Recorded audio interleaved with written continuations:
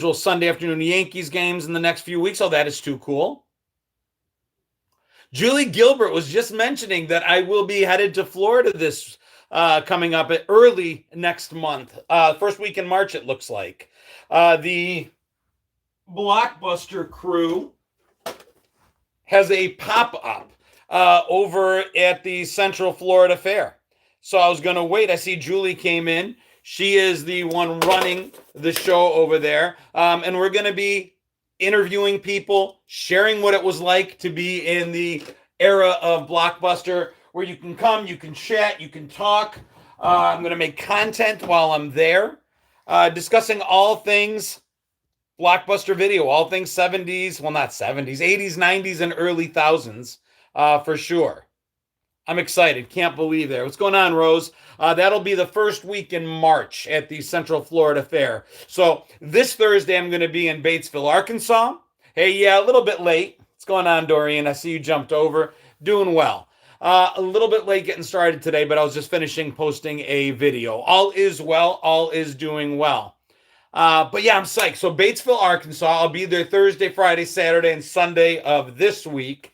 And then the week after the week I get home, I'll be in Central Florida. So we're kicking off the Gen X tour, so to speak, going around the country at different cons, different fairs. I'm psyched. I can't wait. More to come on the Florida thing, but that's among my favorite people on earth to hang out with. The people that own the last Blockbuster on earth, and Julie that runs the Blockbuster experience. It's just amazing to be able to take a step back in time. And while I'm in that store, that pop-up, I'm back in the 90s. I think it's awesome, and I love making content in that environment. And then the cooler thing is, the week before, they're going to be dragging me at the early part of the week to, I think, Julie, we said what? Disney World and Universal. So we'll be making some content there. So I'm excited. Wearing the shirt today is actually the anniversary of the release date for Don't You Forget About Me, or more specifically, The Breakfast Club that featured the song. What's going on? Christine coming in from Central New York. Mark Martin coming in. Go Bills. Anna coming in from the Hoosier State. Hey, man, Blockbuster Mike here. Go Bills. Good to see you, man. Sincerely haven't been able to pay attention to the Olympics. Been busy with family stuff. I watched a lot of the Olympics. There were some cool moments in the Olympics this week. Definitely. Did you guys see the one guy that, what did he win? I don't know what he won, but he basically got on camera. They asked him, how did it feel to win a bronze medal at the Olympics? And he basically admitted to cheating on his partner, his wife or his girlfriend or whatever, on television. It was insane. Worked Blockbuster in the 80s. Jim of all trades, good to see you. Kristen, how are you? Yeah, Wirehead, I saw you mention family stuff. I hope it's all is okay. Watching curling again. See the Canadian cheater? There's a Canadian that got accused of cheating in curling, and he dropped like the F-bomb. Totally went off on the guy saying, I'm not a cheater. And then they show video of him cheating. So expect to see reaction on that. I got to make a video on that as well. Yeah, thinking about you, Wirehead, dude. What's going on, Travin? What's going on, Kristen? I don't know if I said hello. Hey, Dan. Going well here. Deborah, happy to have you here. My mom, Sula Kotrides Sullivan's watching. If you guys saw, there's a couple of videos, I think like 3 with my mom. One, a long-form video of interviewing, a couple short things that we did together while she was visiting me last week. Give you guys an opportunity to see what my mama is all about. What's going on, Sarah? It's been a minute. Joseph saying, give your mom a big hug. I lost my mom unexpectedly. Earlier in the week. Joseph, I am so sorry, dude. So sorry, man. Sending you love and hugs, dude. My heart goes out to you. I lost my dad a few years back. Yeah, I'm very blessed to have my mom around. And don't think for a second I don't know it. William Corrigan, love your videos. Thank you, dude. Lisa coming in from St. Louis on Facebook. Did your taxes already? I'm waiting to the last minute. I'm at the point where I owe them money, so I'm in no hurry to get that done. Doreen says, hey, Mama, thank you for giving us John. Karina coming in. Good evening, David Cox. Good to see you, buddy. Joseph, absolute heartfelt condolences, dude. It's weird being the same age as old people. I don't know. Whenever I go somewhere that I remember old people being around, like I'll go to weddings with my wife and I'm like, remember where it was always old people at weddings when we used to go as kids? And nobody invites old people to weddings anymore. And she said, yeah, they invite them and yeah, they come and it's us. I just don't feel that. I don't think we represent that. I don't think we look that way. I don't know that I'm ever going to get to the point where I feel that I'm an old person. Maybe when I get there, but I'm not there now. What's going on, Melanie? Coming in from Georgia. Good to see you. No, my mom headed back to Florida. But like I said, I will. If you guys are in, okay, here we go. Real quick plugs. Batesville, Arkansas, this week, Friday, Saturday, Sunday. I'll be flying in on Thursday. Real small con. It is the Big River Fan Con. Lots of one-on-one time. I'll be moderating panels. I'll be sitting on panels. I'll have a table there where you guys can come get a Gen X Jono Funko Pop to remember me by. Take pictures, all that good stuff. If you are anywhere near Batesville, Arkansas, grab a fan. Big River Fan Con. Check it out. I'd love to see some of you guys there. First week in March, I will be at the Central Florida Fair, hanging out with the Blockbuster Experience. So if you're going to be anywhere near there, get to the fair. Come see me. Come buy some movies. Come make some contents. Use your words. Come have some fun. I'm going to be making on-site videos, getting you guys on camera, and making all kinds of content there. Also, we'll probably be bringing some of the mini Funkos. Didn't get to talk to her, damn it. Hey, Joycey. Sorry you missed her. What's going on, Bill DeMarco? So, yeah, that will be, that will be in Orlando. Just look it up, Central Florida Fair. I will be there. I will be there the first week in March with Blockbuster Video. If I'm drinking Mad Dog again. No, I owe you guys a video. I haven't done that one yet.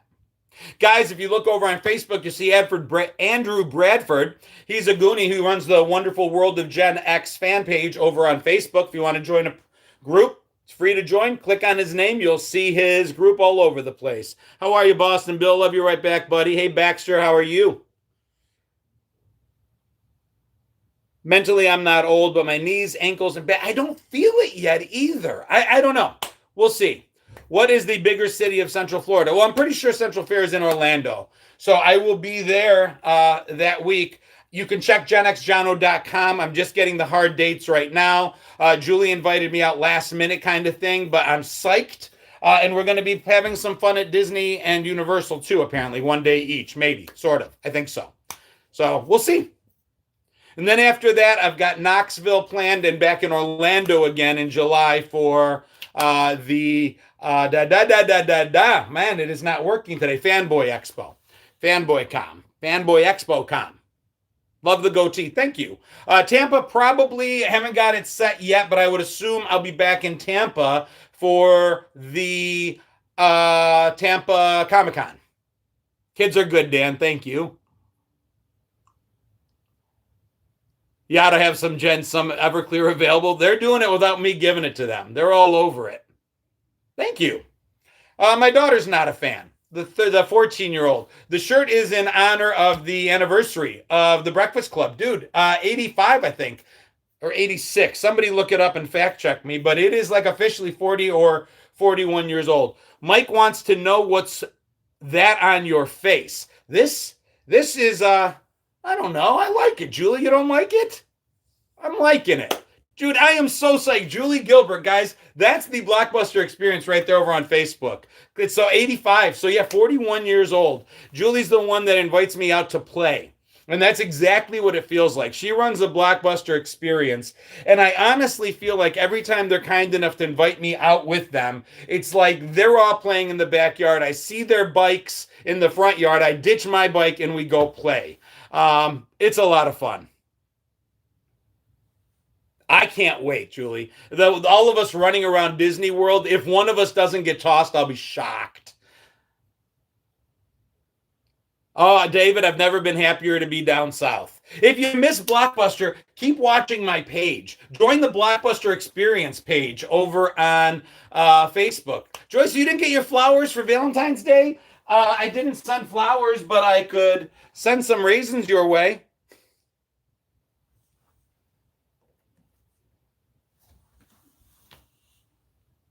Do you teach your daughter Greek? My oldest daughter understands pretty much every word, but has a hard time with her pronunciation. The youngest one, she's not there just yet. Looking great. No disrespect to your lovely wife. Oh, no disrespect given. I appreciate the compliment. Thank you so much. Almost got kicked out of King's Domino during senior trip. Loss of words tonight. Yeah, I'm stumbling a little bit tonight and don't know why.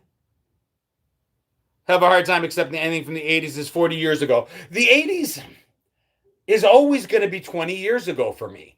It's like time did what time does normally for the longest period of time in my life. But then it just seemed like when in 2000, for me, time stopped. I hit 30 years old in the year 2000. And I think 30 for me is the sweet spot because it was that bridge. It's that pivot point between being young and starting to become an adult. And I think that's where I stopped. So since I stopped at 30, I felt 30 at 15 and I felt 30 at 50. That was my focal point, I think, which is why in the year 2000, 1980 was 20 years ago. So for me, that's it. That's the end all. I stopped. Everything for me stopped at 30. So that's my point of reference. I don't know. 1980 was 20 years ago, and I think it always will be. 1990 was 10 years ago, and it's still 2000. How much MD have I had? None. Oh. All right, so over on the YouTube side, looks like only 48 people in there, but YouTube is giving me a goal to shoot for on this live of 98.50. If we get there, we get there. $2 at a time. Better off dead. So we have 52 people in here. If you guys want to go ahead and support the page, we do it $2 at a time. Better off dead style. I want my $2, and we'll get there. It's a low bonus tonight. And if we don't, we don't. No worries. But I always get a bump from the algorithm whenever I mention that. So we just mentioned it, and off we go. John says I just turned 50. I'm still in denial. For Facebook, hey Mary Thompson Galindo, good to see you. You guys can help support the page by joining my private Facebook group. Go to my main page on Facebook, hit subscribe. It's 99 cents a month. 99 cents a month. And gives you access to a private Facebook page and some private videos and some of the coolest people on the face of the planet that post in that private group every day. In fact, it's where I get a lot of my content. You guys are my inspiration. What do I think about 1980s music being played in Walmart? I don't mind it. I don't mind the fact that they share it in the stores. That's okay to me. I don't like it being Travin. Thank you so much. He just covered a few others. John Millette coming in from Phoenix got us off to a quick start. We're already at 12. What I don't like is the fact that they play it on pharma. Like they talk about things like colitis and arthritis and getting a color and all these old people stuff, and they play 80s music on the background. That I don't particularly care for. Liberty Comic Con is at the Greater Philadelphia Expo. I will go to any Comic Con, Fan Con, Nostalgia Con that's out there. It gets, like last year, it got really expensive getting myself out there. Hey, Susie Johnson, housing. Now, things like the Big River, the Big River Fan Con in Arkansas, they are hosting me. So it makes it a lot easier to get there. I'm working with Dave at Fan Expo. Fan Expo is going to be in Knoxville and in Orlando, and it makes it possible for me to get there. A lot of them find value in it. I make content while I'm there. I interview a lot of the guests that are going through there. I can sit and moderate panels. So if you see one, go ahead and email them. You can hit contact us and then contact me at genxjono80.com. No, I lied. genxjono80@gmail.com. And we'll see if we can put something together. I've seen many commercials using 80s movie. And again, it's okay. It's just when it's old people stuff, I don't like it. I don't like pharma using our hip, cool music to push product. Rhode Island was amazing. Rhode Island was a lot of fun. Julie and the Blockbuster crew getting to hang out with everybody there was awesome. Bill from the movie Rad was there. We got to hang out. I got to see Weird Paul that makes content. He was there. I got to meet Pauly Shore. So that was a lot of fun. Oh, I appreciate that, Heather. Hopefully they'll get in touch with me. I mean, like I said, I love making content on site. It's good for them. It's good for me. It seems to be a win-win. Randall, thank you for that. What books do you have on the bottom shelf? I'm a book nerd. So, of course, Stephen King, because I was reading Stephen King as like a middle schooler. My buddy Chris Clues, that I do the Three View Mirror podcast with, is an author. This is his book, Raised on the 80s. My buddy Will Keck is a friend of mine. He actually introduced me to the people at Fanboy Expo. When You Step Upon a Star, Will is really cool, his backstory. I actually interviewed him as well. He worked for the National Enquirer, among other things. So his entire book, When You Step Upon a Star, is kind of a redemption story. It talks about all the people that he met, and maybe not nicely, to write stories about in the National Enquirer. And a lot of the times, it's a redemption story because he makes his apologies and became friends with them after the fact. So that's a very cool book. Randall, welcome to the Gen X Avengers. Thank you. Stephen King is so boring, really? Oh, I disagree. I loved his stuff. I don't know. I've been reading it, like I said, as a kid. And all the way through. I like the novels. I like his characterization. I like that when I read about his characters, I feel like I know them. Yeah, when you step upon a star is real entertaining. Lots of pictures too. Chris Clues, his books, CLEWS, are all available on Amazon. They are fantastically fun reading. Just talks about lessons we learned from like movies and pop culture of the 80s. Hey, Simon, how are you? Stephen King's The Stand. Funny story, Hillary. I was reading that for the fourth time when the COVID pandemic hit. And I got to tell you, never was reading a book more badly timed. I met Pauly Shore and Rob Schneider at the Funny Bone. That's cool. Hey, Christine. Hey, Sherry. Good to see you. Children in the Attic was a good book along with... We read books we had no business in doing. You still interested in doing an interview with me, buddy? Yeah, I mean, just schedule it. Reach me out on email. I get hit a lot with that stuff. So unless we set a hard date, I'm just not good at keeping up. Keith, what's going on? I got a friend from high school watching. Actually, grade school. Dylan Mackey's watching. What's going on, Dylan? Good to see you. Dean Koontz. I read a couple of his books as well.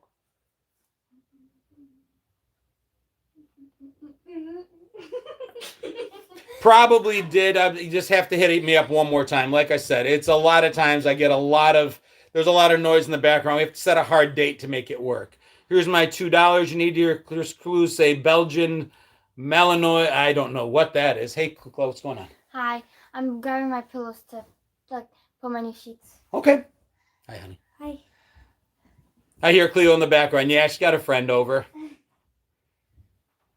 Hey, John from Daniel, Squeaky, and Dylan. What's going on, Dylan? Good to see you, my buddy. Dylan is a super cool friend of mine. Dylan, Thursday night, one of these Thursdays. This Thursday, I'm going to be in Arkansas. I'll be back next Thursday before leaving for Florida the Thursday after. So a week from Thursday, you guys got to come. We've got to make a video. We got to do that Everclear challenge we've been talking about. Denise, thank you for the $2, bringing us up to $13.99. Hey, Lieben. Hey, Stacy. Hello's back from Cleo. Cleo, everybody's saying goodbye. Everyone's saying hello. Yeah, she's kind of jealous that I'm leaving for Orlando in a couple weeks, but then she gets to go after. Where will I be in Florida? If you've got a link, Julie, if you're still here, drop a link and I'll try to pin it. But I'll be most recent coming up is going to be the Central Florida Fair in Orlando. I think it runs the first week. At least I'll be there the first week in March. Stay tuned on my page to hear more about that. And you can always check my calendar at genxjono.com. There is a calendar right on there that has all of the places I'm going. As soon as I get it, I put it on there. And I think you can even subscribe to the calendar if you really want to know where I'm going and what I'm doing. Are you coming to Georgia anytime soon? Nothing booked for Georgia yet. No. Knoxville.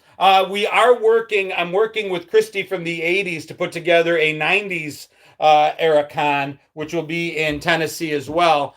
So lots of stuff that we're working on. It just takes being invited, to be honest. Hey, Teresa, hello. I love that though. As much as I love the online stuff, the in-person stuff is my absolute favorite.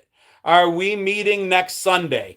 Hope so. I mean, if you're talking Batesville, I will be in Batesville on Sunday. I will be at the Big River Con on Sunday.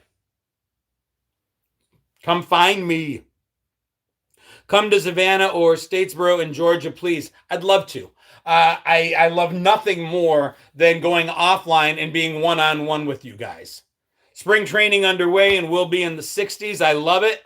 You can see I've transitioned from my Bills to my Cubs. So I'm excited for baseball season to start. Hey, Tara, what's going on?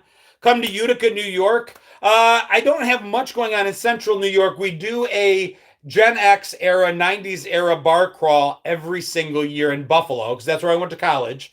And that's usually in October. And then we catch a Bills game at the same time. And again, yep, Central Fair is in Orlando, Julie. Julie, drop the dates and let them know. But again, I'll put it on my calendar as well. I want to see as many of you as possible. It's everything. Go Cubs, go. Need to come to the Midwest. There we go. All right, Julie's comment is pinned over on the Facebook side of the house. So that's information on the Central Florida Fair. And I will be there, like I said, the first week. I don't know how long the event goes, but it looks like we're planning on the 2nd to the 7th or something like that. Again, check my calendar. Julie and I just put it together today. But I want to see as many of you guys as possible. I can't think of anything more fun than just miking everybody up and talking about our Blockbuster video, specifically our memories, Gen X era memories. I know that boomers experienced it. I know that millennials experienced it, but it's different for us.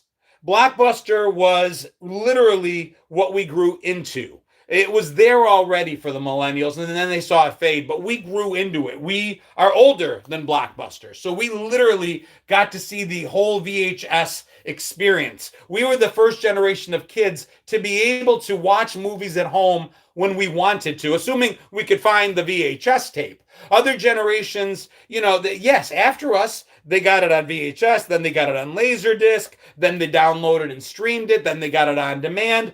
But we literally were the generation that as children waited for the ABC Friday night movie to finally play Superman for us. We didn't get to watch it when we wanted to watch it. We had to wait for it. And then all of a sudden, these 500-pound boxes we could rent from the video store came along. And as long as we could get the VHS tape at the rental place, we could plan a night around it.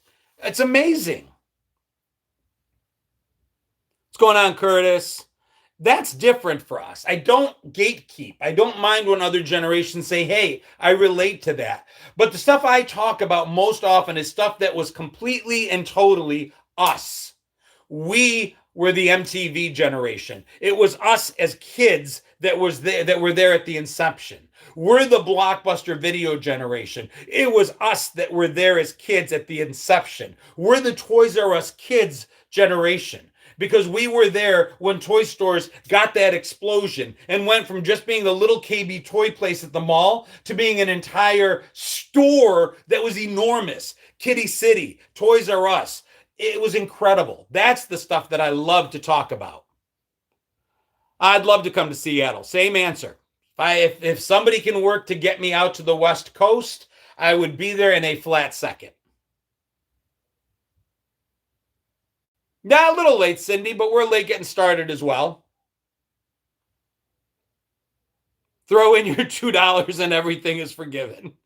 Twinkle knows. Somebody saw the most recent video today. Dude, he got on my nerves. When people try to call us out and say, you guys think you're tough. I don't think we're tough. Listen, I don't think you can find a video out there, unless I'm joking. You're not going to find me say that Generation X is the toughest generation ever born. There were generations that had to live through disease and famine, Great Depression, and world wars. I'm not competing with that. I am saying we're tougher than what followed us. So that's all I ever say. We were a different kind of tough as well, because we just were. Twinkle Nose forgot that our Gen X proved Darwinism and survived. Gina, get me out there. You guys can email me and let me know where I'm going and what I'm doing. You nailed it, Teresa. That's exactly why I'm wearing it. And this is available brand new in my shop, by the way. If I could ever get to Seattle, I would love to tour that entire region. I would even hit Oregon. My buddy of mine that I talk with and follow, he owns the Goonies house. Love to get out to that area. Astoria, Oregon, tour the Goonies house. Last Blockbuster on Earth is in Bend, Oregon. Love to go visit that. What's going on, Just Music? Just for music, you'll check out my most recent video. I just did a video talking about songs we sang and listened to as kids, and I just list 10. And some of them I didn't really know what they were singing about. I knew Love in an Elevator, for instance, was about love in an elevator because I'm not an idiot, but I don't think I ever caught the living it up while I'm going down lyric as a kid. That kind of just whoosh, over my head. Grease Lightning. I remember being in third grade, and when it was recess and raining and we played in school, we weren't allowed to go outside for recess because it was raining. Our third grade teachers would allow us to bring in records to play, and we played records and danced. And Grease Lightning was one of those songs that I remember playing during recess in school. And if you're not aware, it's not exactly a PG rated song. Incredible. Did not hear that. Did not hear shit and tit and the chicks will cream and it's a real P-Wagon. I mean, incredible. Deborah Mott, until you wrote it here, you can ring my bell. Anita Ward did not get that then. Sugar Walls, I put in that. Evening, Jeffrey Thomas. Sugar Walls, absolutely is one of those songs. So a lot of fun. You can't miss Prince. Prince was the king of that stuff. I really think we're more empathetic with Band-Aid. Oh, without a doubt. We absolutely did. But the Prince song, Darling Nikki, I did. That one did not sneak by me. I heard it. What other ones do I use in that video? She-Bop. She-Bop I did not know was about what She-Bop was about. Somehow I missed the line about her being warned about the blindness thing. So yeah, JTR the Serial Killer, Cyndi Lauper, She-Bop. What else did I put on there? There's a few. Even something as seemingly innocent at the time. I remember roller skating to Madonna's Like a Virgin. And it's right there. Touched for the very first time. It's right there. But we're like, didn't see it. Robert brings up kickball, foursquare, tetherball, and wall ball. Dude, the best memories ever. Cherry pie. The Red-Eyed Jedi coming in with $2. Down payment on bail for Universal. God bless you, man. Thank you. Funky Cold Medina I put on there. Dude, Funky Cold Medina? Seriously? He was out there roofying women and making songs about it. That did not age well at all. And it shouldn't have been okay at the beginning, but literally talking about his Bill Cosby impersonation out on the dance floor, and he wrote a song about it. Yeah. Wild Thing. Now I have to go listen to She-Bop. Yeah, she be bopping all right. Turning Japanese. That one they claim is not what it's about, but I'm with you on that one, Tammy. The Humpty Dance, I did not get that. I like how music can take you places. Justin Bieber was playing in a cafe I was at, so then I went to a different cafe. Travin, well done. She Goes Down by Motley Crue. Bill Cosby's 1960s routine, Spanish Fly, should have been a clue. Kid Rock songs just as bad. Yeah, but what's missing today, yeah, listen, I'm not cornering the market. Gen X doesn't corner the market on inappropriateness in music. It's just that we grew up in an era where Tipper Gore made a really big deal about it and started slapping labels on music. We grew up in an era where it was front center stage because of MTV. And I think that we were more innocent about it than kids are today. There's really no way to listen to WAP and not know exactly what they're talking about. It's blatant, it's performative, it's intentional, it's provocative, but without any subtlety to it. I like that, yes, we had Me So Horny. That wasn't so subtle, but that was Two Live Crew. Salt and Pepper, we hit it. And I think therein lies the magic in the movie. Dude, D. Snyder's slapdown of Tipper Gore, showing just how brilliant he was amazing. There you go, Jeffrey Thomas. If you're over on YouTube, you're about to get a little confused. I apologize. We're just going to invite Jeff Thomas in over on this Facebook side to say hello. Trying to, at any rate. I hear you. You do not see me? I do not see you. You truly are the shadow. I guess so. All I see is black, darkness. I lit the whole studio up, so I look gorgeous, and you're missing all of this. Well, I don't feel good about that, my friend. I really feel like I'm missing out. Facebook crowd, you do see him? Eric Wagner says we see him. All right, if y'all can see him, that's all good. It's all that matters. I mean, I miss out, but I've got screenshots of you that you'll never know about, so it's okay, Jeff. I'm scared now. Don't be afraid. I'll be gentle. That's what she said. I don't know who you're hanging out with. My wife never claimed to be gentle about anything. So what's going on? So for those that don't know, Jeffrey Thomas is a good friend of mine and a Gen X, we'll say content creator. I don't think you influence anybody. No, do not use the word influencer. That is not my forte. How have things been, man? I highly recommend you don't do any of the things that I do in life. Don't actually get influenced by me. I've been doing good, John. You've been doing okay? I'm doing fine. For the most part, just keeping real busy, getting ready for the season to get started. Got a couple trips planned coming up soon, so having a good time with it. I saw you're going to Arkansas soon. So. Going to Arkansas on Thursday. I'll be at the Big River Fan Con Friday, Saturday, and Sunday. Hanging out with John Capellos, who is the Carl the janitor from, I'm wearing the t-shirt today, Breakfast Club. Oh, wow. Hanging out with a couple of the kids that Freddy Krueger destroyed in Nightmare on Elm Street, Freddy's Dead. So having some fun with that. Excellent. And then I'll be in Florida 2 weeks later at the Central Florida Fair. Cool beans. I'm still working on the Augusta Joe Fest Con. My contact is not going this year, but he's putting me in contact with the event organizer and still working on trying to get credentials for that. Okay. Well, somebody just asked if I'm ever going to get to Georgia, so we've got a built-in audience waiting. Yes, we do. And that is a big con here. It's a big con. It's not as much celebrities as fan cons are. Okay. But it's all the toys we grew up with. So it draws a huge national crowd. Nice. Well, I've done like the Retro Toy Con with Toy Federation. I love that stuff. Questions coming over from YouTube. Somebody, Kevin wants to know is something about Bigfoot. I lost it already. Well, I got the answer if you need to know. Jeffrey R. Thomas is like Bigfoot, heard and not seen.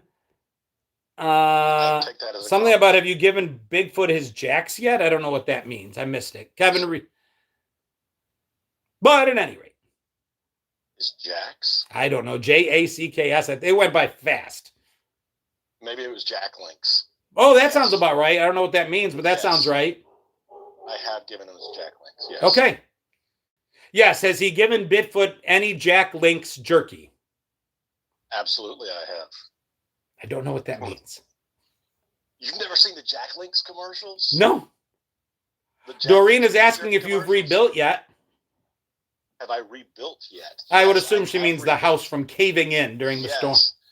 Yes, I have rebuilt, but I am still working on the yard, and that's what I've been doing for the past 2 days. Okay. The yard is a work in progress because even over a year later, it's a struggle. Well, you know what? I didn't have any damage, and my yard's still a mess. So there's that. Susie Johnson, you should come to Iowa for the state fair in August. Same answer. I will go anywhere. Anywhere. Just so long as I get a little help getting there. It gets expensive. Last year I spent a whole lot of money, and I appreciate it. Like I raise money every Sunday on YouTube. We're at $18 right now. The goal usually is to get us over like 120, 130 bucks. Today's $96.50. But we get there usually. And that's the, Jeffrey will tell you the money paid to us from Facebook, from YouTube, from TikTok, from Instagram, it's up and down. And lately it's been really down. So it helps. It's been really down. Dude, what is going on? I tried sharing a couple of your videos because I'm seeing stuff you're putting out 2-3 days later with 2 and 3 shares. It's just not being seen. Is that right? It's right. I'm getting likes and comments on things that are 3 weeks old. Okay. Now, and I'm consistently cranking out because at the beginning of the month I had a kidney stone, and that was 2 weeks where I was just down. But I've been consistently cranking out stuff that I like. I think it's good. No one is seeing it. Okay. It's literally, I put out stuff that would guarantee 1 million views last year. I'm getting 5,000 views. Yeah. 10,000 views. Same here. It's starting to fix itself slowly. But yeah, it's tough. It's up and down. So really the bread and butter, the part of being a content creator, somebody who really wants to keep the memories of how we grew up alive and doing it on camera is brand deals, it's subscriptions, it's all that stuff. And at the end of the day, it's on us to make it work. And here's the thing that I'm hearing from some other creators as well, is that the brand deals are kind of drying up because we don't have the numbers this year that they're looking for. So when they're going and looking at your page, they're looking at your last 10 to 20 videos, and they're like, this guy's getting 1,000 views. I'm not doing a brand deal with him. Or this girl's doing, 500 views, where we told them we were getting millions of views. Right. And so I've been lucky.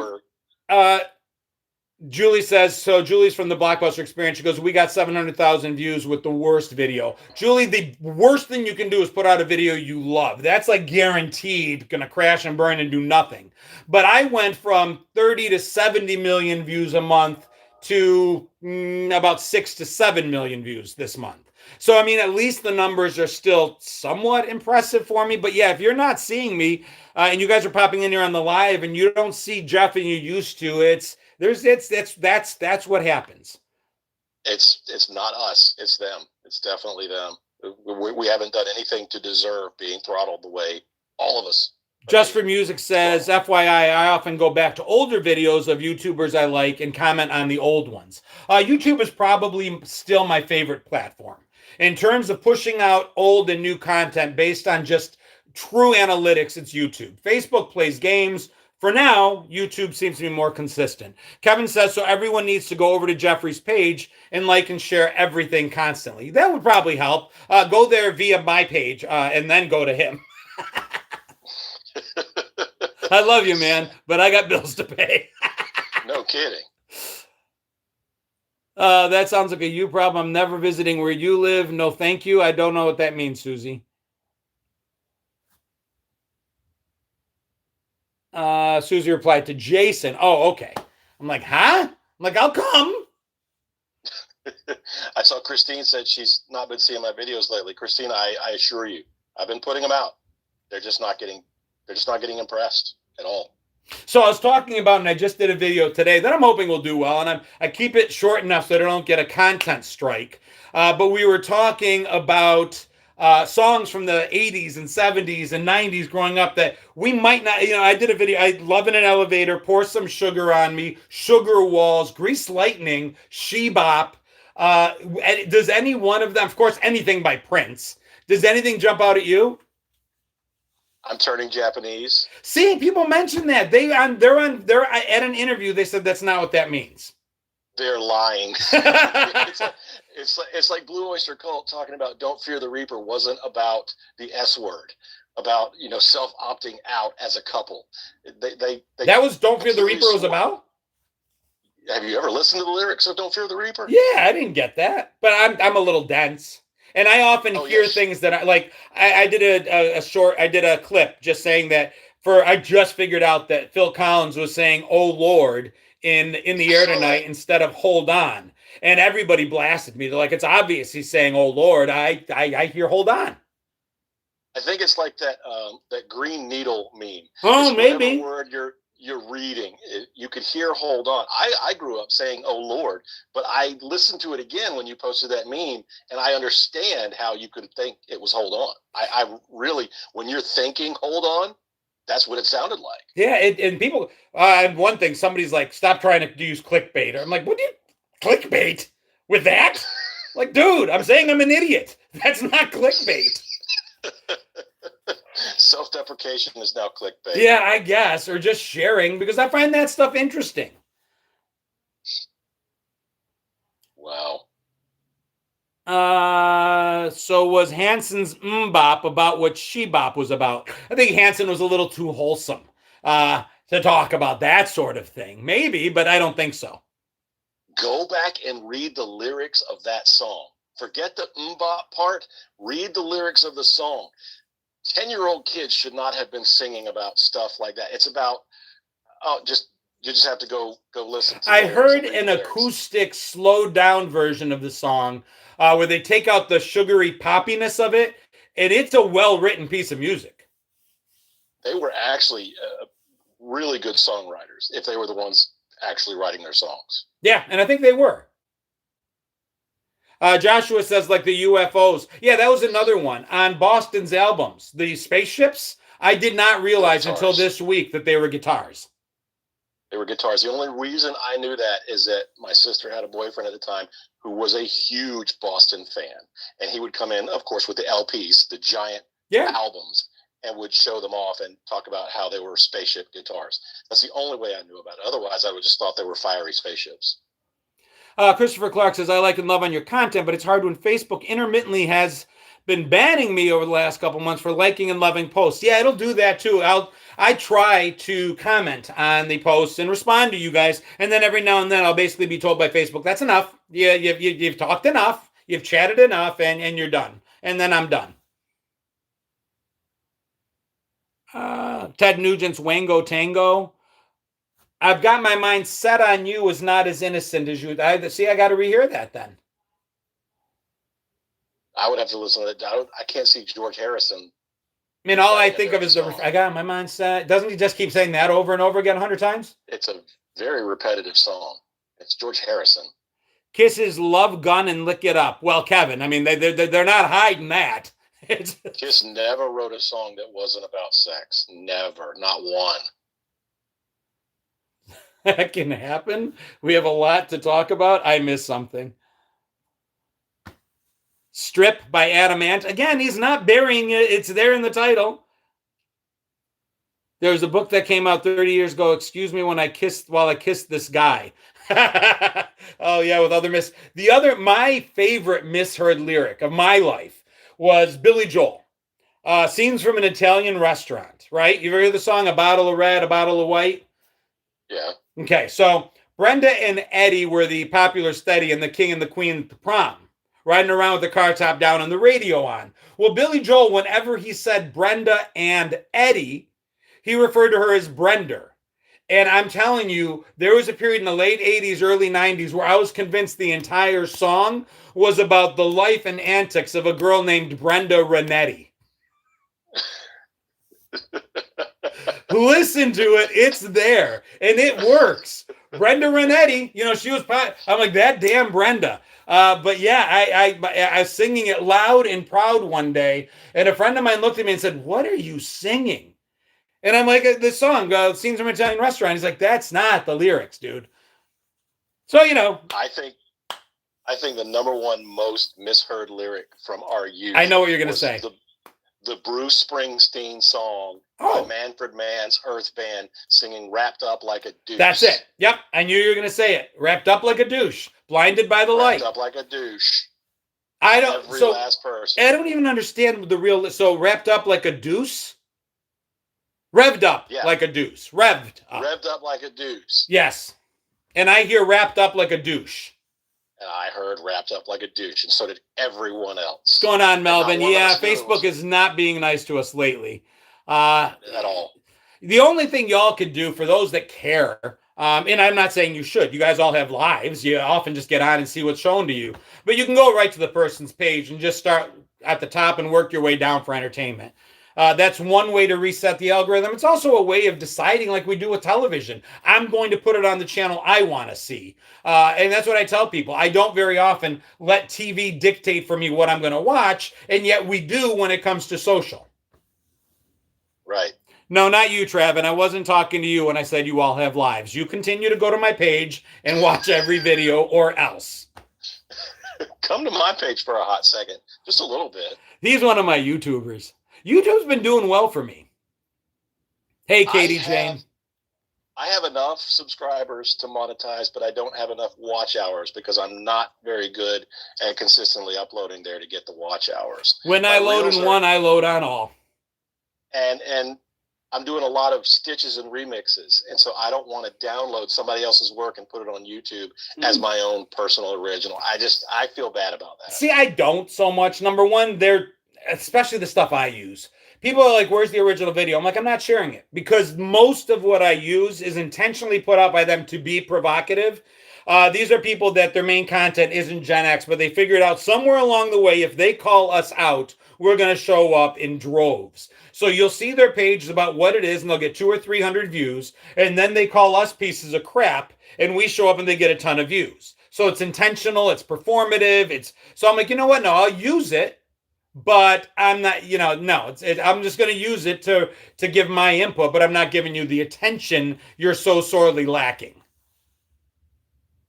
That makes sense? I can see that. And a lot of times, if it's a re-uploaded, it's clearly by a bot account that's stealing somebody's content. Oh, that's different. I don't feel bad about uploading that if I'm commenting on it. Tammy says I go to your page all the time. I appreciate it, guys. I appreciate all of you guys. Travin admitting to being a piece of crap. Dude, now what? Now you want me to say to you, no, you're not, dude. You're a good guy. Yeah, I'm not that guy. Don't say that about yourself. John gets my youth as a Gen Xer. Dude, we all shared the same youth. What my favorite thing is when I say something, my favorite comment in the comment section is when people say, I thought it was just me. The biggest, best compliment, the thing that charged me up the most, is when I hit on something and get hundreds, if not thousands of people saying, I really thought that I was the only one that thought that way, that had that life, that had that experience. I love that because it just absolutely puts us all in the same friend group. It means we did grow up in the same house, in the same neighborhood, with the same parents. It's just that neighborhood, that house, and those parents all looked a little different. Yeah, one of the very first videos I ever put out was people talking about how other creators doing the same ideas that I already did. And I was like, I don't mind that because these are not my ideas. These are our ideas. I'm not talking about something personal. When I come out and talk about something extremely personal, it's usually something that we've all experienced. Right. These are our ideas. Yep. And then Stacy said, I send you things all the time. Stacy and the other Stacy and Kevin and so many, Tanya, there's people, so many more than I can count, DMing me videos. So sometimes I don't even know where they're from. But then I use the inspiration. And I appreciate that. When you're trying to put out 2, 3, 4 pieces of content a day to keep the algorithm happy, it's tough. And you guys do. You help so much by sending me stuff. I can't respond to everything because I'm vastly outnumbered, but it's appreciated without a doubt. Lieben says all the kids on the block are on your page. I feel like we all are in just one giant neighborhood. I'm actually going to speak with a guy shortly this week we're trying to get together. He's a promoter. Travin, thank you so much. Travin goes, please forgive me. I know I'm awesome. And through it, that super chat I'll accept as long as you know better. He's a promoter and he's a writer and a journalist and does all kinds of cool things. And we're going to talk about a Generation X, a Gen X con. So we'll see where that goes. Count me in, even if I'm just a participant. Oh, dude, any control I have, you'd be there. We'll see, man. I just think there's a lot that we can do to have fun at the age that we're getting into. We're in our 40s and 50s. The oldest Gen Xers are piercing that 60 number and moving north of it. A lot of us are still working. A lot of us will be working until the day we die. But I think that we're going to have fun at this next stage of our life. I think we get to be the kids we haven't been for a very long time, and we get to do it again. It just occurred to me, can the people on YouTube actually see and hear me? They can hear you. Okay. Thank you, Tammy. Yeah, they can hear you. They're responding. Can't see you because I'd have to do that from a third-party app, but I saw you come on, and to be honest, I knew you were having a hard time, and I'm like, if I can boost the algorithm to remembering you exist, that would be a good thing. Oh, my God. Thank you, because it doesn't know I exist. And thankfully, I'm in a spot where it's not necessary that I make these numbers every month anymore. And we've talked about that off camera. But thankfully, I'm there to where I don't need this as much as I did like last year, especially. Yeah, this is my full-time job, so I definitely need this. Doreen says, I think we should all take a vacation to Indian Land, South Carolina, and pack a Tuesday night trivia for John. Dude, if I could, well, one of these days, I'm trying to get out to where all of you are. One of these days, I'll figure out a way to get you all to where I am, and then we'll really have some fun. I really like the videos you show. I did some of those. I crossed over into adulthood when I became a mom. I crossed over into adulthood as a kid.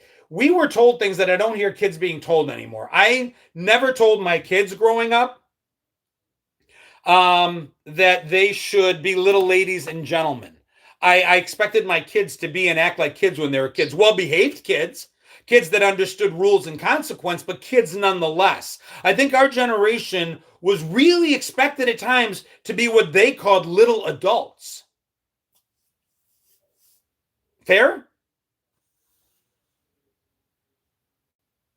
Jeff? Did we lose Jeff? Oh, sorry. Yeah, no, I mean, I'm here. Thank you so much, Stacy. I appreciate you. We were expected to be adults at 10 years old, 12 years old, 15 years old. That was an expectation. We were allowed to be kids when we were kids, but our parents would expect us to turn on the adult button when they needed us to, when they needed us to babysit our younger brothers and sisters when we were children ourselves, to have after school jobs, summer school jobs, before school paper routes. It was just different. Yeah, when company came over or when you were out in public, you were expected to be a 7, 8-year-old adult. Yes. And mind your manners. Yes. Or else. Yeah, and again, I did a video this week about why Gen X doesn't parent the way we were parented. And I said the short answer is laws. Okay. The longer answer is, although I don't want to go back in time and change anything for me, because it worked. I am who I am. I'm happy to be who I am. Lady Gracious just says I wouldn't change it. I wouldn't either. But as a dad of 2 little girls, I could not fathom, as a full-grown ass man, putting my hands on my girls, causing them physical pain to teach them something. Maybe if I had boys, it would have been different. I can't speak to it. I just couldn't do it. We have tools available to track our children. I use them because I know what the world looks like. We have CNN and Fox News and MSNBC and 24/7 news on the internet. We can't play dumb. We can't pretend we don't know. Our parents didn't know. We do. So, yeah, things are different. And not allowing your kids to be kids, even in social situations. It was more about the adults reputation and not embarrassing them more so than allowing the kid to just be a child. Because I saw a comment there where somebody said they were babysitting neighbors' kids at 10 years old. Yeah, me too. My mom ran a daycare in the house, and often she left us at 10 years old in a house full of babies. No second thought about it. And Yeah. nothing tragic happened, but today nothing tragic happened in your house. I'd gotta assume we were taught stop, drop, and roll as children for a reason. I think it did happen somewhere. Never had to use it myself. Did you have that Dalmatian fire dog? What was the name of that Dalmatian? I don't remember, but yeah, I know what you're talking about. It wasn't McGruff the crime dog, but it was the Dalmatian fire dog, and he would come to your school and teach you about stop, drop, and roll. Dude, we got taught so much because they knew nobody else was around to do it. We were the first generation of divorce. So for 50% of kids, for the first time in the history of measurable time, there wasn't a nuclear family with both parents in the house, and mom had to work. Even in families where moms weren't divorcing and dads weren't divorcing, both had to work. Daycare had not caught up yet. It wasn't yet a thing. It took a while to catch up. Laws had not caught up yet to say, hey, that 9-year-old shouldn't be home alone. It was just different for us. And it's different. Every generation has their thing. But when people jump and say, no, that wasn't just you, I beg to differ. It was just us. It was. We were the first. Yeah, because previous generations, mom was at home. Mom was at home. No, my mom worked too. Okay, well, you weren't the norm. But if you grew up in the 50s and 60s, the norm mathematically was that mom was home. And that was no longer true by the 80s. Latchkey kid, says Doreen. We were taught what drugs looked like when the sheriff department came to our school and let us see all the stuff in the baggies.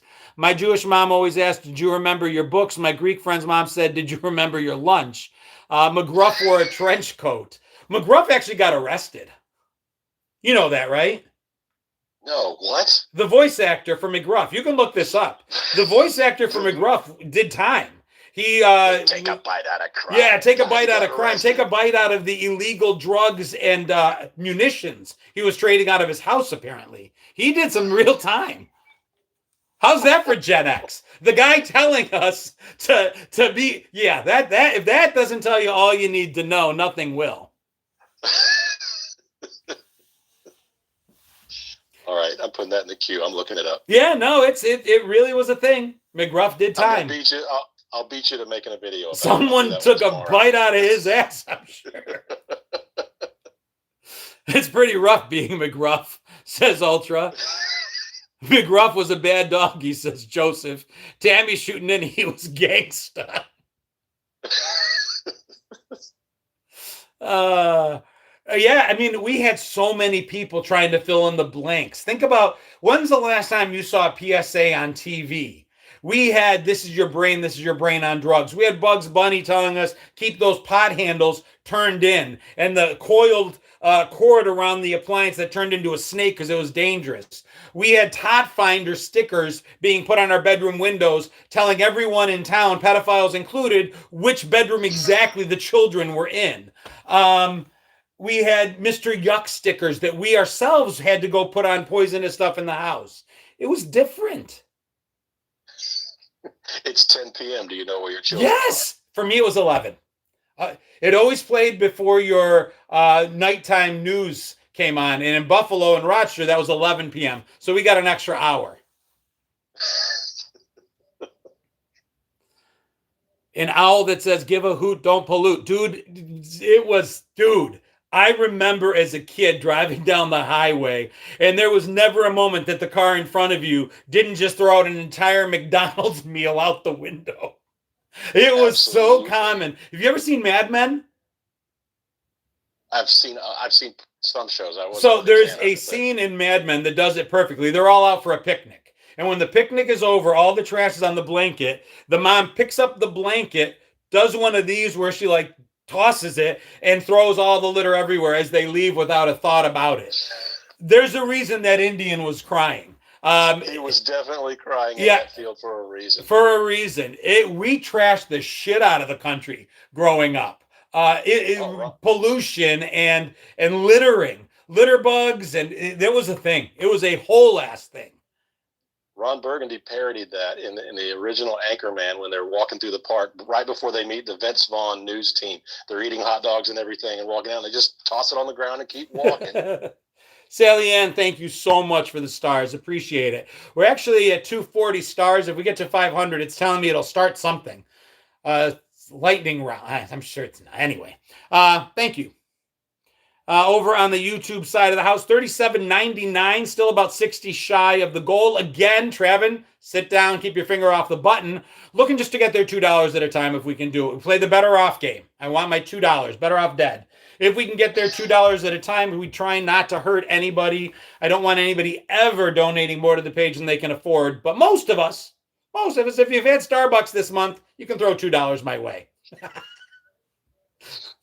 I'm not worth $2. The Indian was actually Italian. I heard that, Corey. Stacy, you already gave. You didn't need to give twice. I got my eye on you. Thank you, though. Kevin, stop it. Oh, what else? What else? Yeah, he was Italian, I heard. Although he later came back and said he had some Native American blood in him. I don't know. Who knows? I love watching like old TV westerns, not like Western movies, but old TV westerns, especially Tales from Wells Fargo. Every Native American was just a Jewish person in a wig. Every last one of them.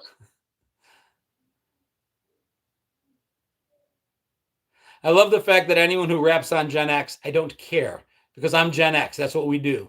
I love our form of apathy.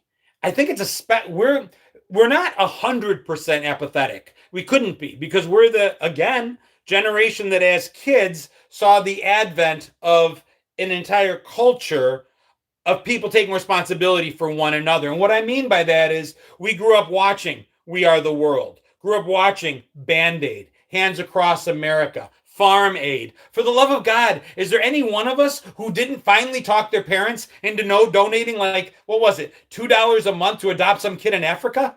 And I think it was a scam because I'm pretty sure we all had the same kid.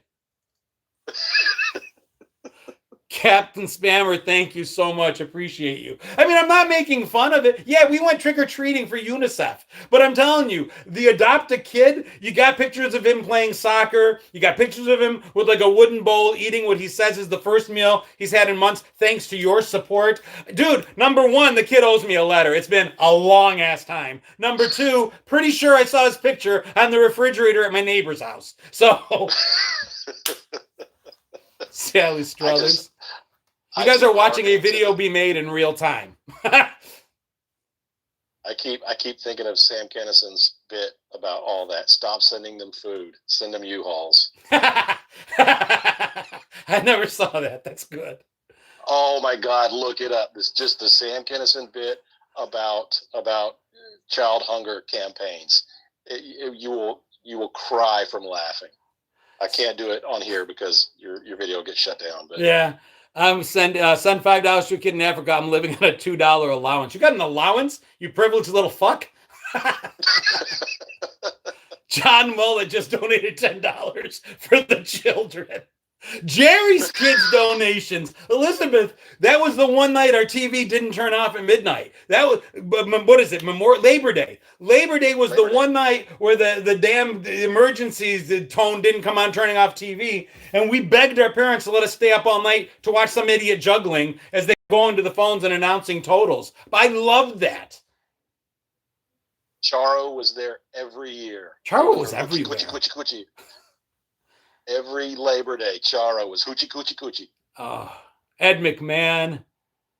Do I remember smear the? Well, I guess we can say queer now because it's not a slur anymore. They've changed that.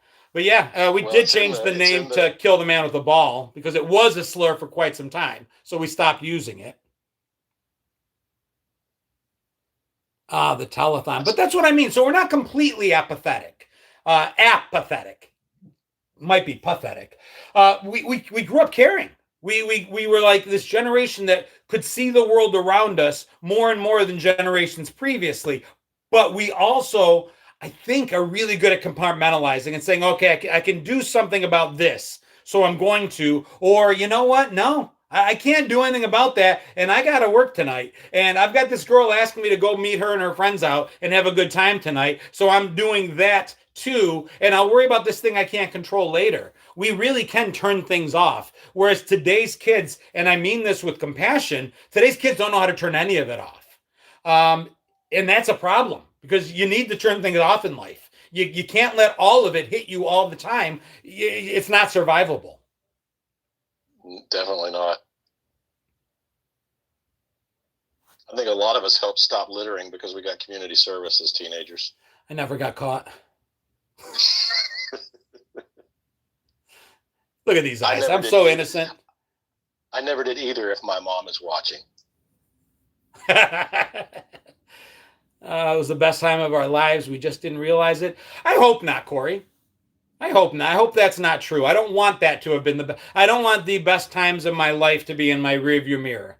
I want to be so grateful that I had that experience as a kid and let me use that as fuel moving forward to some amazing times that are in our future too. I hope.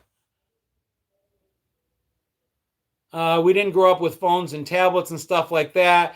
No, we didn't, Sally Ann, but here's the deal. I remember our parents treating us as if we did. I remember being called idiots because we were watching the boob tube all the time, the idiot box. Get away from the TV and go do something outside. Get off the radio. Stop playing your... So, yes and no.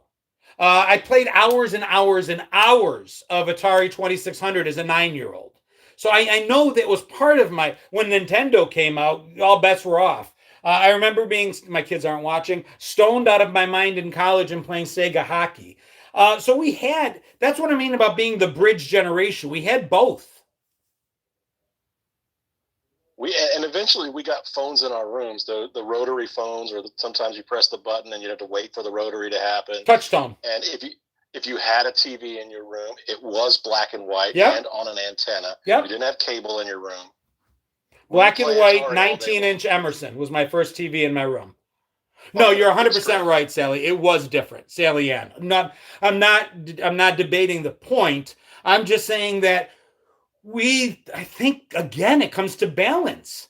Thank you so much for my $2, Dem. We learned how to balance this stuff a lot better than kids do today. We balanced what we allowed in and out of our heads. So somebody asked me at the bar, I work one night a week at the bar. I enjoy working with the kids. I do videos with them. And somebody asked me, like, throw out an example of what it was, what society looked like for you guys. And there's an episode of The Muppet Show that I've shared. It didn't do really well. It came out when my videos weren't being seen. But it's Melissa Manchester featured on The Muppet Show. Do you know the song she was singing? I don't even remember Melissa Manchester. I remember the name. Okay. Don't Cry Out Loud was the song she was singing. On The Muppet Show? On The Muppet Show. If you look, the Muppets are like doing a circus thing behind her and dancing, and she's the featured guest. And this is the song that they chose for her to sing to children on The Muppet Show. And if you don't know the lyrics, it's don't cry out loud, keep it inside. Learn how to hide your feelings. Literally on The Muppet Show. To us kids. If that doesn't tell you a lot of what you need to know, and that's what it was. If I came home upset, my ring light is tipping. If I came home upset, my parents' number one piece of advice was, if it's bothering you to think about it, don't think about it. That's what it was. Stacy says, John, you weren't innocent. Shh.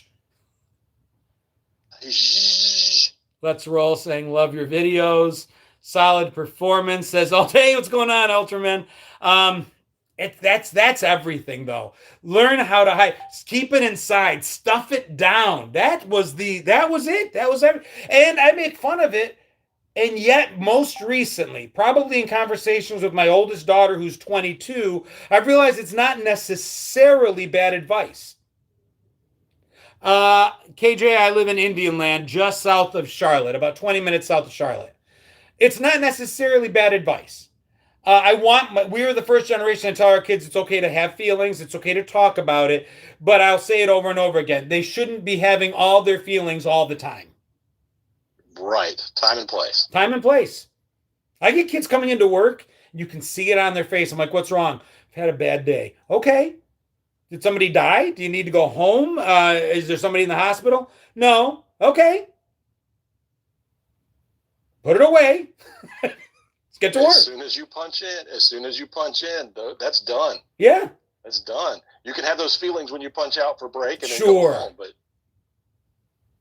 am I watching Heated Rivalry? You should. It's awesome. And yes, it's got gay hockey players in it, but it's really good. Yeah, well, the NHL probably has gay hockey players in it. I don't think that's necessarily disqualifying.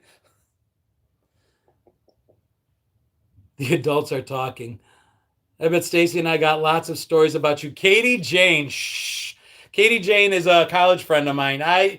Dude, you probably remember more things that I did in college than I remember that I did in college. I drank a lot. A lot. A lot.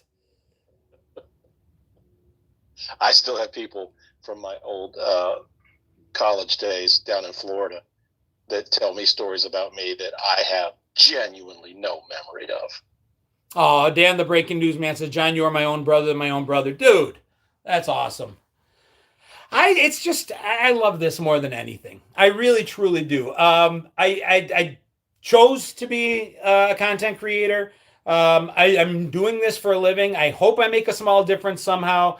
I like it when I can afford to take care of my family based on sponsorships and brand deals and ad revenue generated from YouTube and Facebook and all that. But you guys buying my t-shirts, you guys donating on YouTube and joining my private Facebook group. I would love to get to a point where I can get 10,000 subscribers on Facebook, where they just 10,000 out of my 900,000 followers are like, you know what, $1 a month.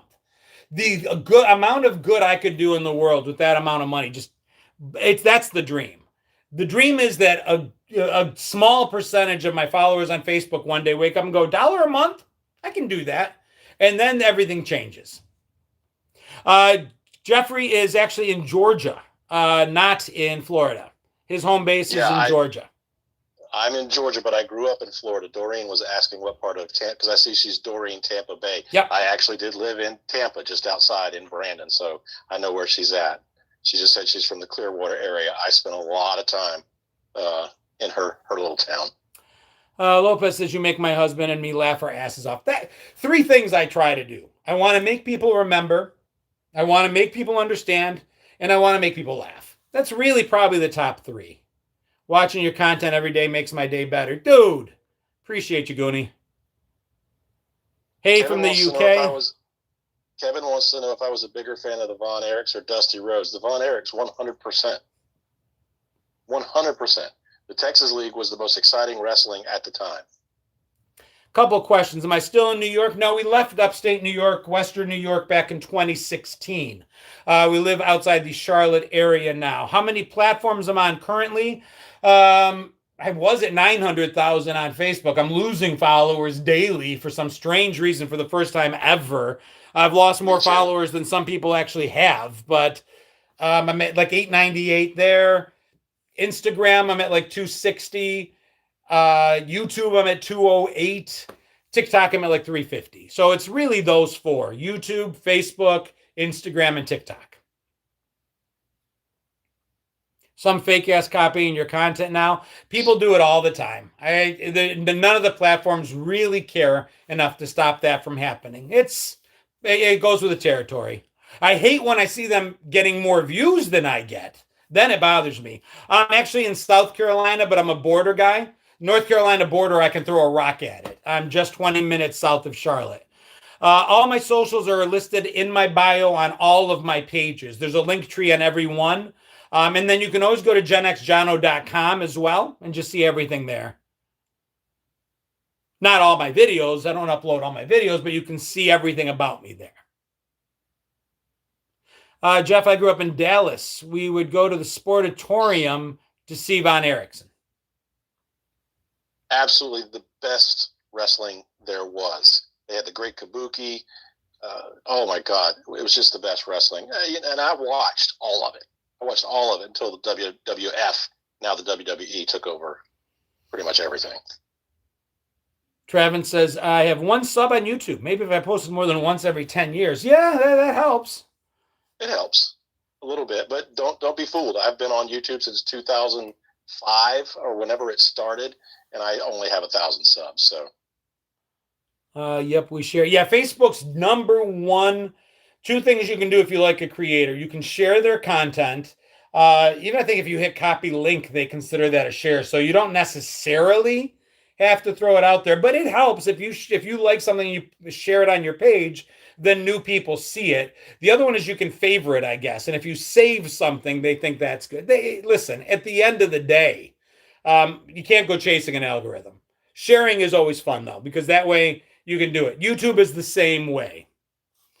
WWF sued WWE because of copyright infringement. Yeah, but that's when we all stopped giving a damn about the world wide the what is it? The World Wildlife Fund. That's it. Done. Never got a penny from me after that. Didn't get a penny from me before that, but still. Night, Tracy. Heard, if you want to help out your favorite creators, not just commenting on their videos, but literally commenting a novella. Actually helps. For some reason, the longer the comment, the more the AI wants to impress it onto other. That's a lot of work. The share button, I think, is the best compliment you can give a creator, because that's saying, you know what, I'm letting everybody I know think this is pretty cool. I like that. Yeah. Bring Jeffrey on the 3-View Mirror as a guest star. Have you ever been on, Jeff? I have. Yeah, I thought so. I've been on the 3-View. Yep. Have to have you back. I'll do it. Did you hear Ric Flair passed away today? I haven't heard that. Looking it up because I didn't hear that. Huh. What's going on, Michael? What's going on, Redneck Mafia? Ric Flair is still alive. Ric Flair is still alive, unless it just happened like seconds ago. People, my page at the end of 2025 started looking like a boomer Gen X obituary page. People were dying so quickly, and I, out of respect, I like to post about them, but it got bad. And as a result, people will immediately notify me when someone dies. And when we just lost James Vanderbeek, may he rest in peace, and I posted it early, and people are like, he's not dead. And I'm like, I verified it pretty good. But sometimes we just get the news early. But no, Ric Flair, apparently, can somebody do a wellness check on Ric Flair? He's in Atlanta, so I can drive. Kevin says Ric Flair's mind is pretty much gone. Yeah, his mind might be dead, but he's physically still alive.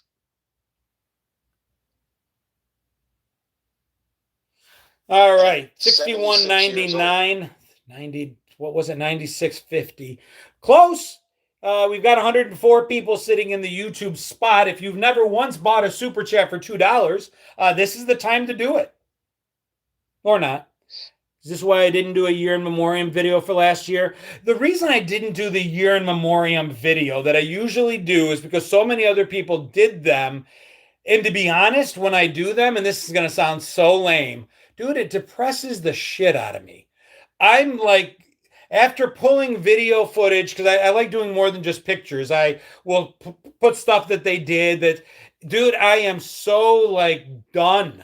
What do people get for a $2 super chat? Well, this isn't that platform, but I can send you a picture.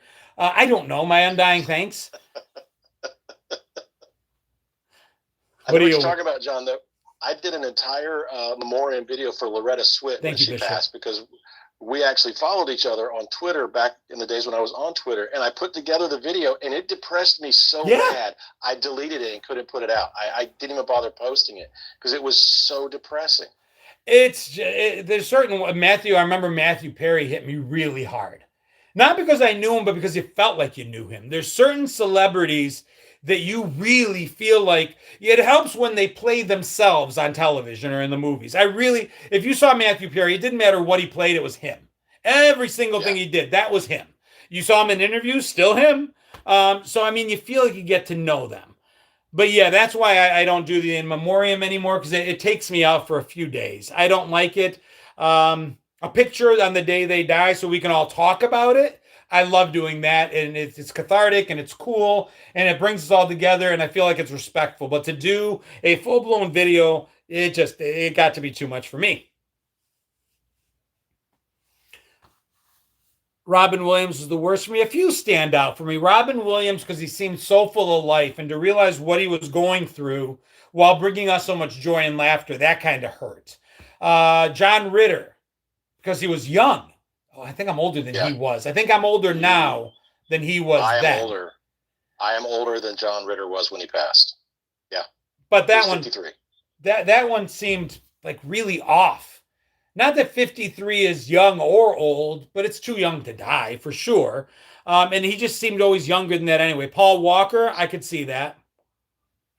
And Paul Walker's was just so, they're always unnecessary. They're always a shame. What's the word I'm looking for? It seemed it was preventable. It was completely and totally unnecessary. Not saying that anybody's death is necessary. I'm not hitting the right words on that. Ozzy, Prince. Yeah, Ozzy hit me hard. Mike McCall, yeah. Malcolm Jamal Warner, absolutely. Anyway, I don't want to talk about this. Who did this? Stop it. Yeah, this took a turn. Cubs will be good this year. Go Cubs, go. They won't be, but let's go with that. People keep saying like 2026 is going to be 2016 revisited. Well, that was the year. So I'm good with that. Let's do that. Go Cubs, go. Waiting for the comments to catch up with our not going to talk about death anymore. Right. Everybody's both platforms. Everybody's talking about this. Stop it. Dude, it's that just goes to show though that we live this. There's two. It's just it shows the effect that it all has on all of us. I like that in a way. They were our friends. They were our TV friends. Well, we're getting to the age now where if we were watching a grown-ass man or woman on television when we were children, if we haven't lost them yet, we're gonna. That's math. Yeah, it's coming. Every day I wake up and I'm like, I love Carol Burnett. I hope she's okay. She's 93. Loved her to death. Still do. Do you know that, not that I watched it much, but this stat got me. Beverly Hills 90210 is as old today as I Love Lucy was when 90210 first went on the air.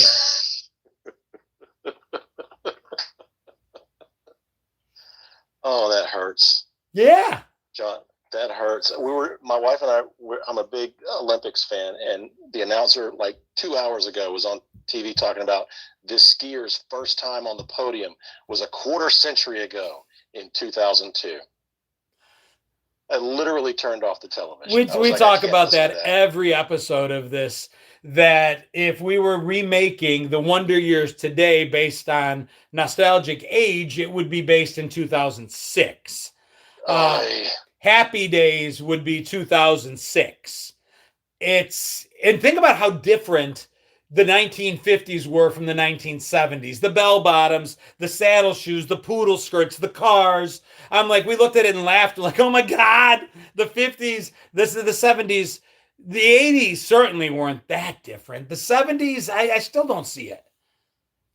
John Millette says you're depressing me. Dude, I did what I could to switch it. We're talking about, oh no, it's still depressing, I guess. All right, yeah, let's stop talking about that too.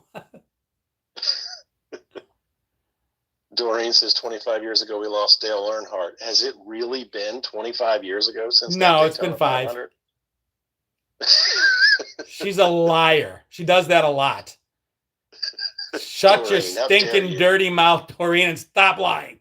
5 years ago. Dare you? No wonder I moved from Florida. Exactly. Hey, Jason, what's going on? My grandpa would have been 100 on February 1st. I turned 56 on February 1st. I opened my son's history book and it was talking about the 80s. I threw the book. Oh, no. 1990s was 20 years ago. No, it wasn't. Your math sucks. It's 10 years ago. 10. 90s were 10 years ago. 10 years ago. I will never accept any other math. 10 years ago is the 90s. 30 years ago, 70s. Yes, that's the way it works. Turn 59 tomorrow. Happy birthday, Cindy Buckner. Elder Gen Xer right there. What is your favorite decade? Of all the decades we've lived in, do you have a favorite?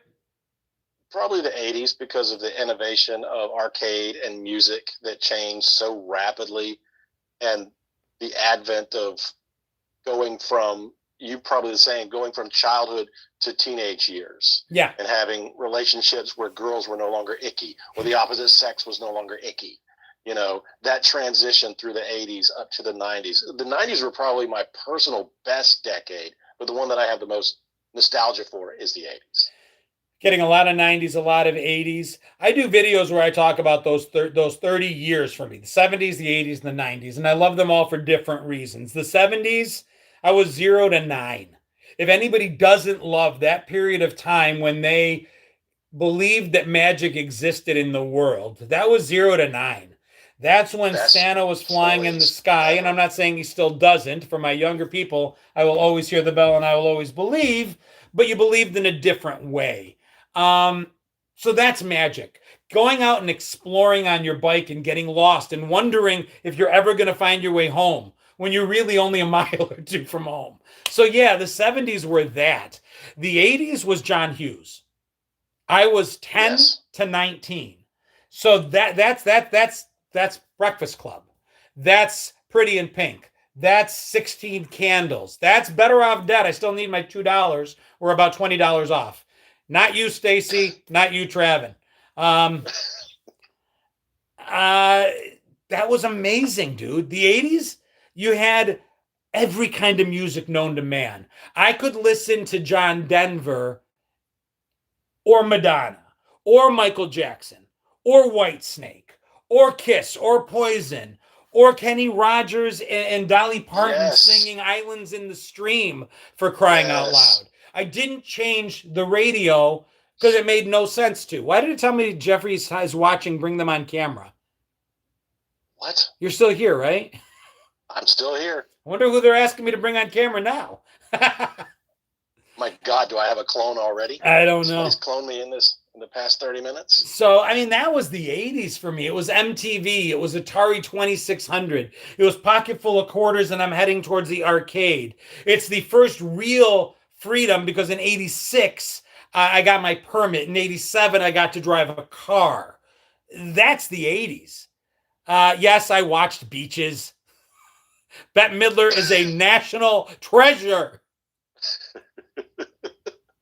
Wind Beneath My Wings is art elevated to its highest form. And that was the 80s, maybe 90s. And then 90s, I'm sorry, I turned 20 in 1990. The amount of debauchery that existed for me between 1990 and 1999 will forever go on. I'll never admit to it, but there was a lot. And it was a lot of fun.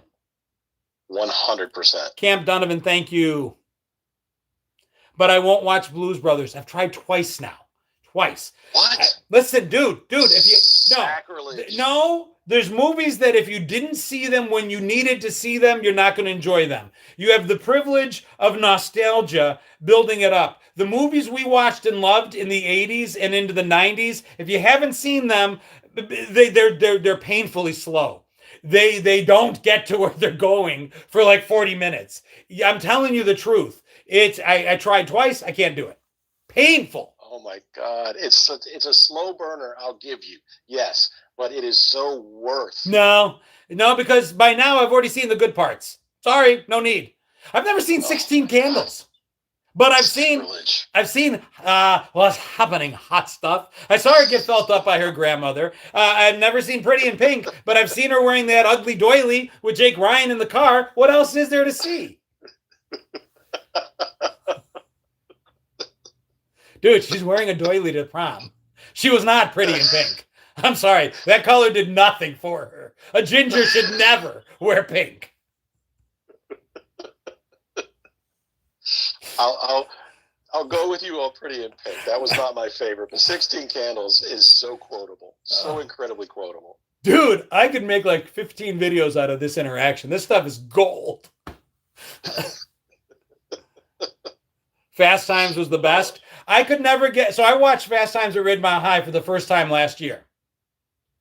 Now, that's not to say I didn't rent the video. I did. I just kept fast forwarding to a specific scene and pausing and rewinding and pausing and rewinding. Dude, if you get an old VHS of Fast Times at Ridgemont High and you get to the scene with Phoebe Cates, I promise you, you'll see tracking, because that is the thinnest portion of that tape. You will not find a copy of that video without seeing tracking on that scene. I promise you. And it was a body double. No! It wasn't. It was not. No. Yes. No, sir. you don't know that. No. Yes, sir. Dude, why would you share that information? It was a body Are double. you sure? I am positive.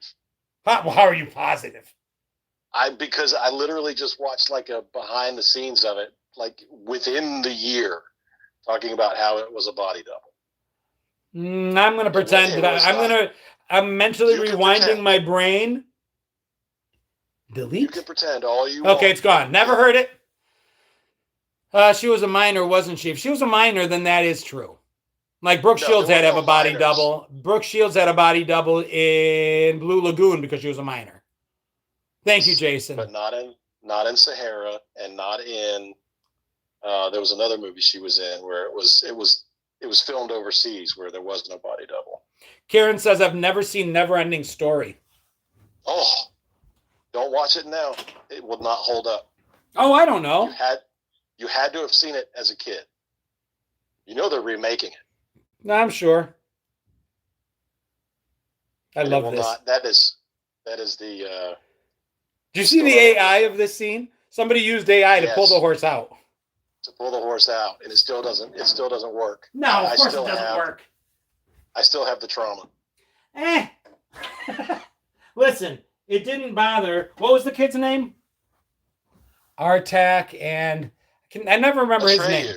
Atreyu. Yes. Here's my thing. I never let that scene bother me because it didn't bother Atreyu. You know how I know it didn't bother Atreyu? How? It was the swamp of sadness. He wasn't knee deep. His horse is dying in front of him, and his ankles are barely getting wet. He had the oracle to protect. Doesn't matter. Sorry, plot hole. He should have been neck deep at least where the thing was protecting him. Should have gotten to there. He had the oracle to protect him. He couldn't get sad. Yeah, I've got one of those too. Do you? One of these? Oh my God.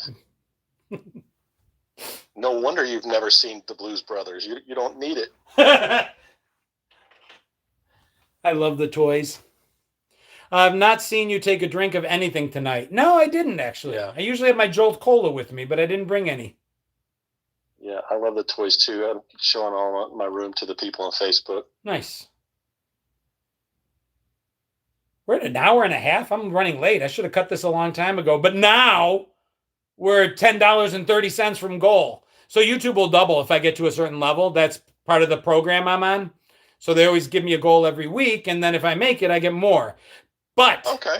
So I always try to get there because why wouldn't you, right? Why not? But if you haven't and you can, $2 limit, we just need like 5 more of you. If you have already, I'd rather not get the bonus than see the same names. That means you, Stacy, you're not allowed. That means you, Travin, you're not allowed. And if you guys can't, that's okay too.